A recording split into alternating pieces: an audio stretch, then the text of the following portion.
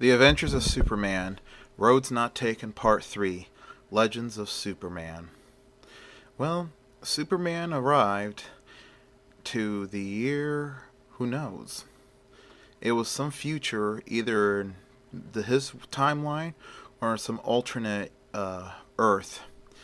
The cars were futuristic, the air was clean, fresh, the birds were singing, there were some bizarre looking flying vehicles flying overhead, and there were several new buildings that were not there when he left Metropolis in 2018. But, like always, he had to press on to find out where he's at. But by the looks of this place, he was in no danger. No danger at all. It looked peaceful, looked serene, but looks can be deceiving. Well, Superman walks around, and of course, the man in the blue and red tights draws attention. A lot of people on the streets like, "Oh my God, is that Superman? That's a great costume. He even looks like the Superman from the 1930s and 40s." It puzzled Superman when he heard that comment. As he wandered about in the streets, he found inside a garbage can a recent edition of the Daily Planet. Superman just glanced over the front page and saw the date, June 2038. He's like, 2038. 20 years into the future. But which future? My future, the prime Earth line, or the alternate Earth future somewhere? Well, Superman decided to take to the air and flew. He flew around the futuristic metropolis. Everything looks so nice. It's so futuristic. It looked like something out of a movie. When all of a sudden, his super hearing picked up something.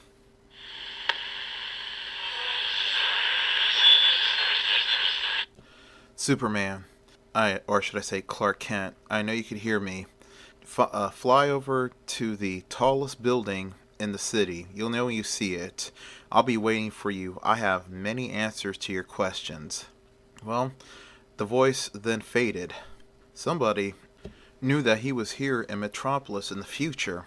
He was expected. He didn't know what to make of it, but he did what he was told to do. He flew to the tallest building. That was not hard to find. It was the one building that looked like it went a mile into the sky. Well, he reached the top of the building, and the door opened up. There was an elevator on the roof. Well, Superman stepped into the elevator, and the elevator took him down, and the doors opened. He went down a very beautifully gilded hallway, and at the end of the hallway was a door. As Superman approached the door opened up. Well, Superman steps through the door, and he entered an office. It was a beautiful and luxurious office, high-tech, futuristic. The walls of the office were filled with pictures, mainly memorabilia, old newspaper clippings. There was a grandfather clock in the office, and several other little pieces of memorabilia on stands. Then a voice is heard behind him. "Well, Clark, welcome. Welcome to one of your possible futures, or an alternate future," said the voice behind him. Superman turns around and was shocked what he saw. It was a man close to his 50s, maybe late 40s, maybe early 50s, graying temples. It was him.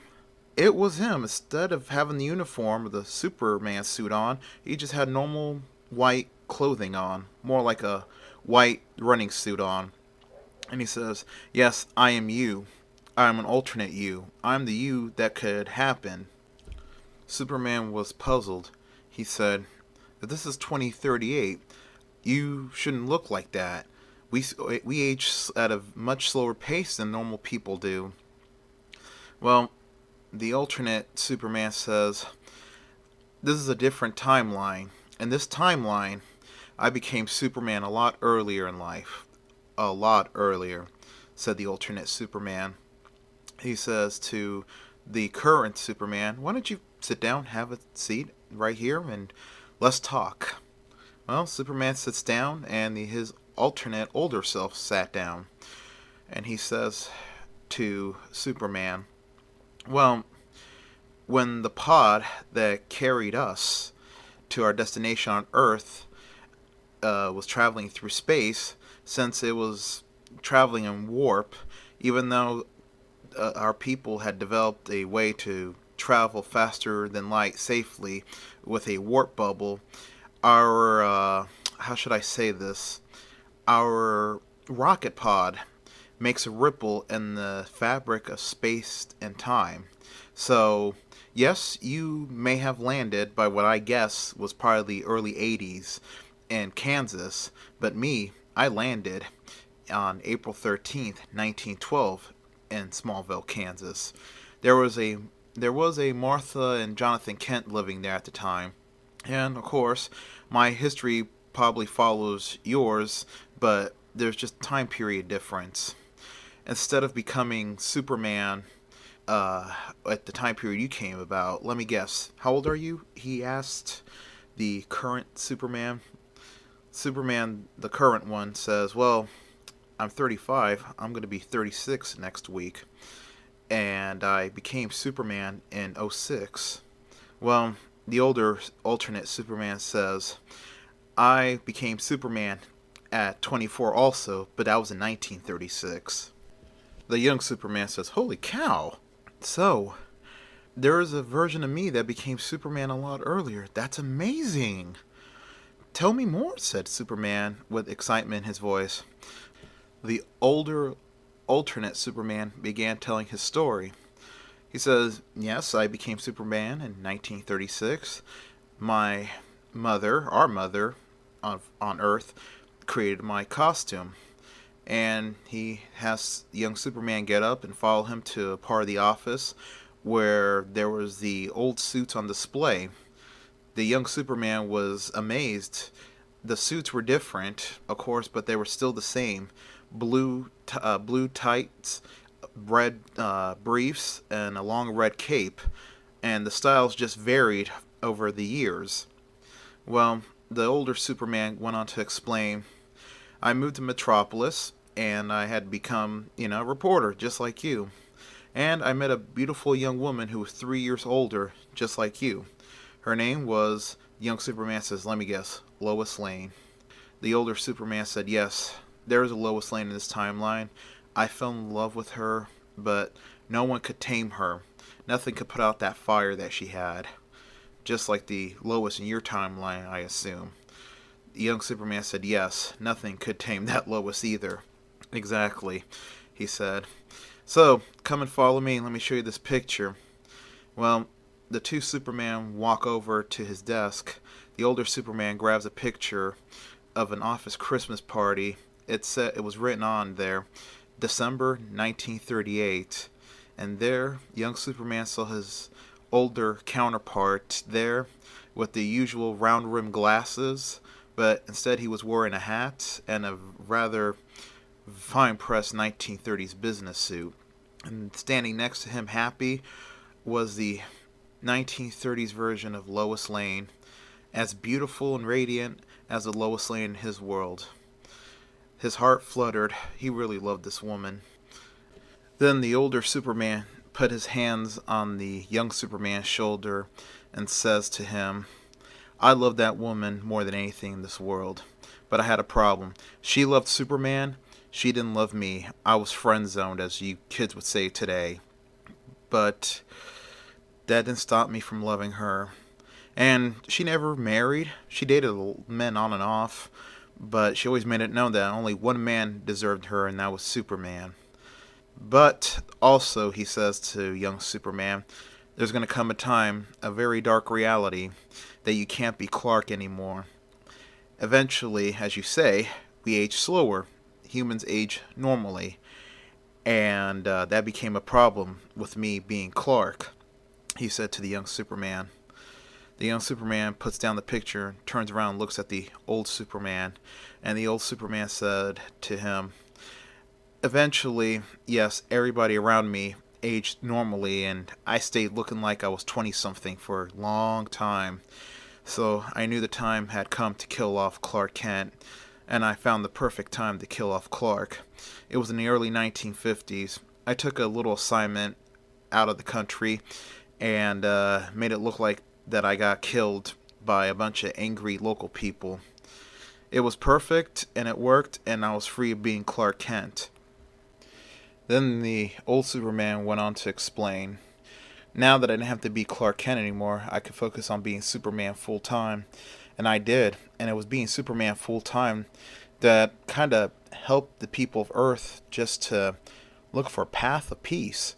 Well, I would have to give you a book about all the stuff that happened on this Earth's timeline. But, anyways, going on, said the old Superman. I was Superman for about maybe 30, 40 more years. I mean, from maybe 1953 to I think not 1993. I think it was 2003 I quit being Superman. It's just that by then people were different. The world had been changing. I inspired change in this world, and I hung up the tights for good, and I started the Superman Foundation. Well, young Superman said, "Wow, it's amazing. You have an amazing story," said young Superman.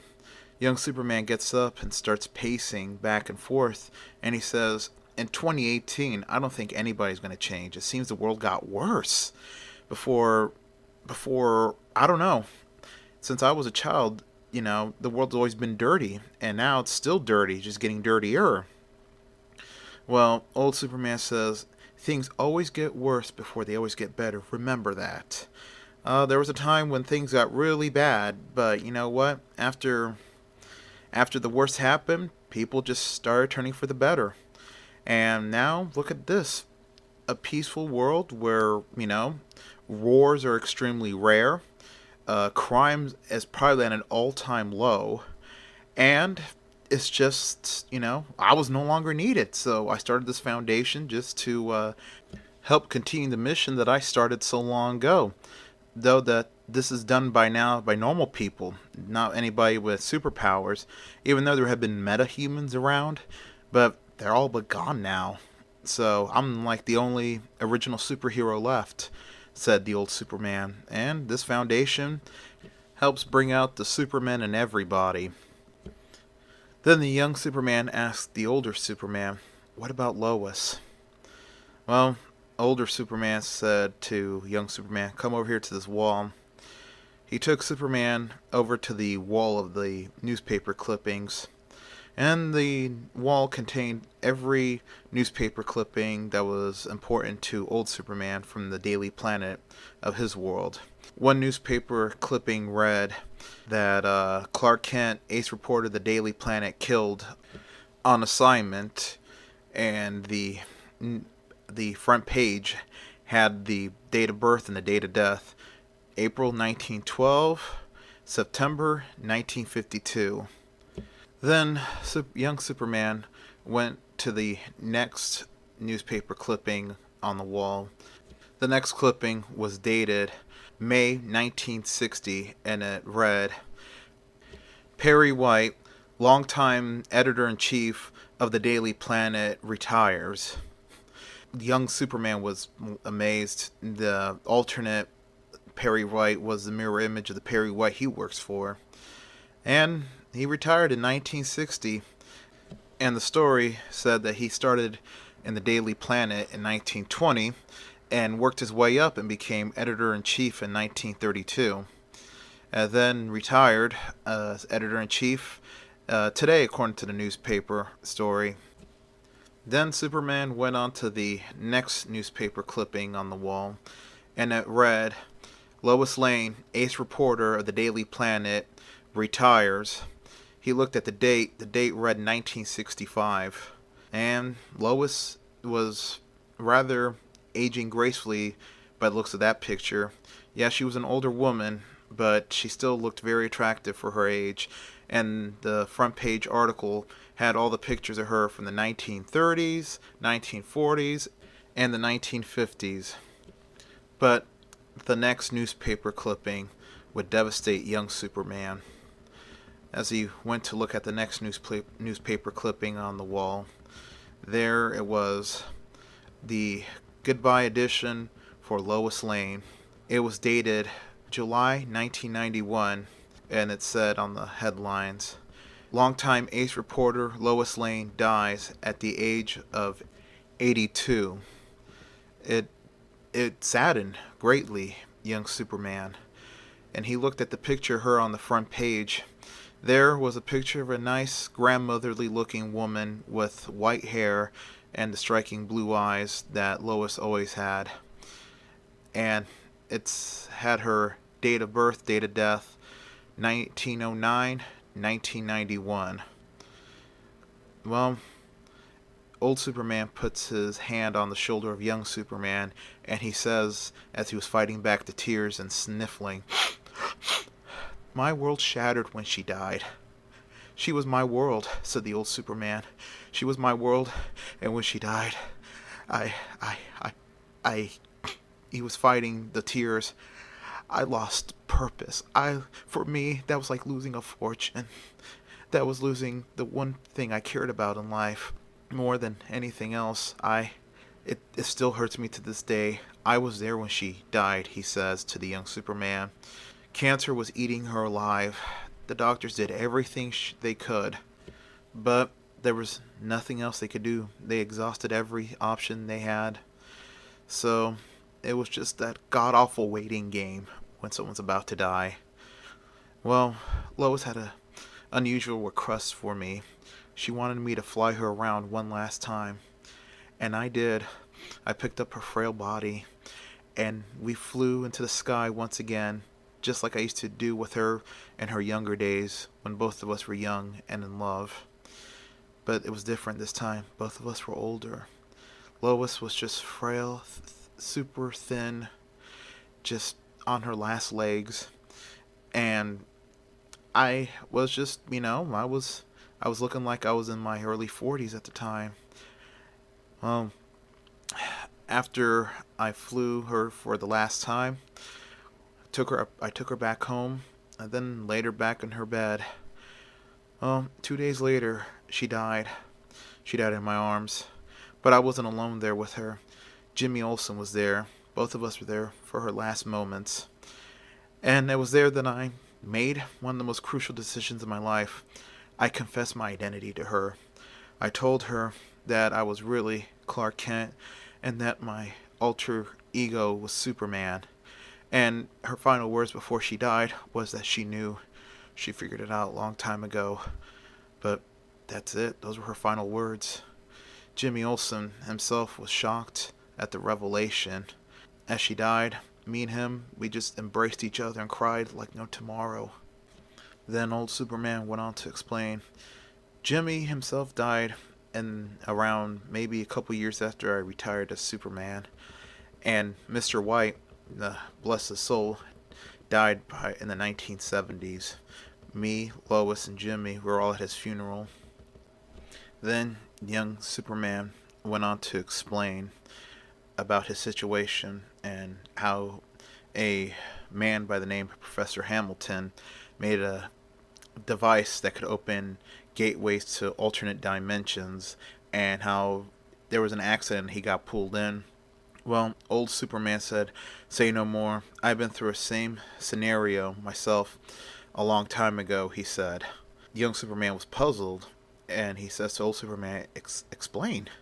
Well, old Superman says, back around the mid 1950s, there was a man by the name of Professor Periwinkle. Periwinkle was a funny old man, loved to make inventions, and he made a very similar invention, if not the same exact invention as your Professor Hamilton in your world.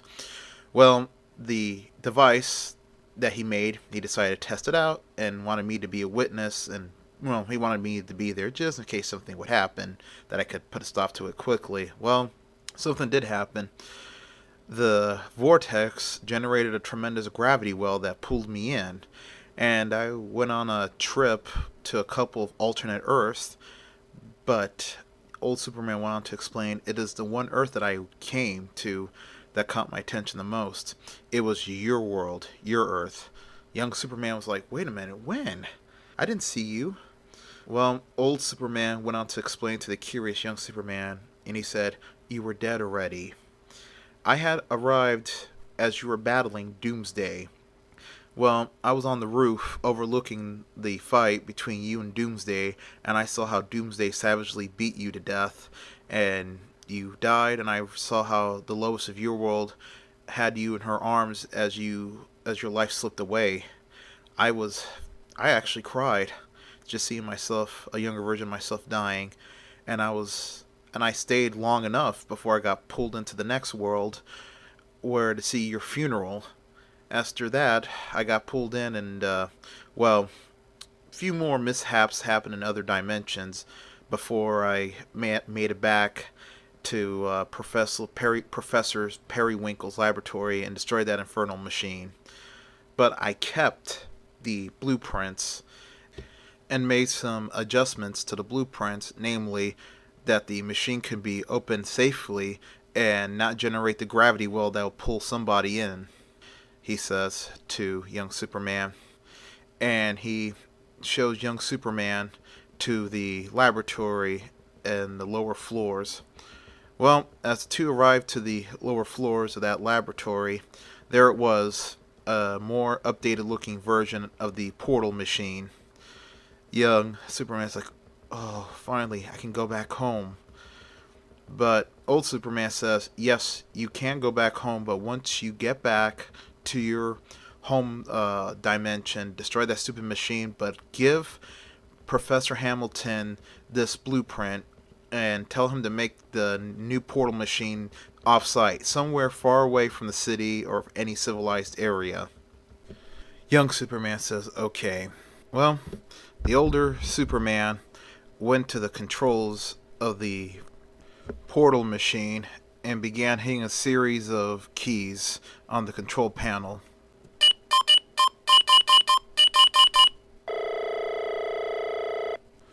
Then the portal machine fires up as a new greenish bluish vortex begins spinning around.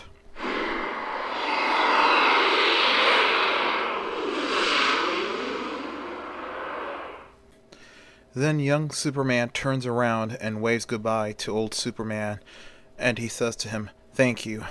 Thank you for everything, for showing me what the future may hold for me. Old Superman says, take care, and just remember, things always get worse before they get better. Young Superman then smiled and jumps flying into the vortex. He flies through the vortex into the corridor between dimensions.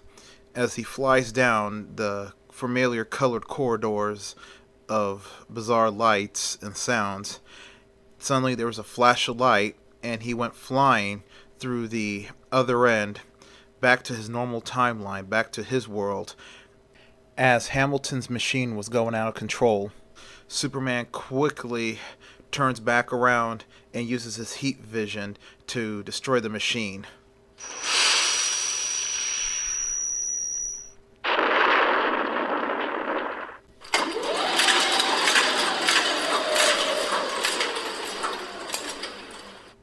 Well, the portal machine was down, and everything was back to normal, even though there was a lot of damage in the laboratory. Professor Hamilton's like, my God, Superman, you're back. You're just gone only a few seconds, and then you're back. What happened? Hamilton noticed that Superman had some sort of folder in his hand. Superman went on to explain about the ordeal he went through, and how that machine is dangerous, and how he met his alternate timeline counterpart, and how his alternate timeline counterpart went through a similar ordeal, and he gave Professor Hamilton the blueprints of the redesigned portal machine, and gave him the stern warning that old Superman gave him: make the new machine somewhere far away from the city, far away from any civilization. Professor Hamilton was just amazed and wanted to hear more. But Superman says, sorry, Professor, I've already had a trying couple of hours, so if you excuse me, I'm going home. Well, Superman left Star Labs, took off into the night sky. Like and subscribe. The end.